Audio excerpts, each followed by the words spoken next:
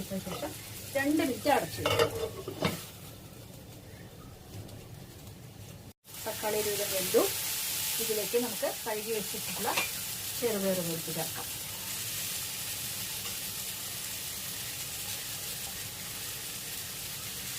ചെറുപയർ പരിപ്പ് ചേർത്ത് ഇളക്കിയതിന് ശേഷം വേണ്ടത്ര ഉപ്പ് ചേർത്തതിന് ശേഷം വെള്ളം ഒഴിക്കണം.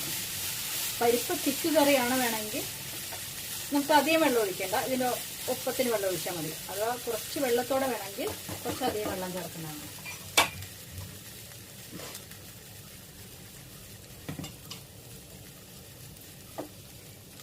ഉപ്പ് വേണ്ടത്ര ഉപ്പ് ചേർക്കുക ആദ്യം.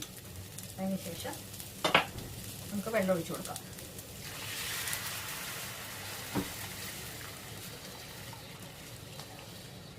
വെള്ളം ഒഴിച്ച് ഇത് കുറച്ച് നേരം അടച്ചു വെക്കണം.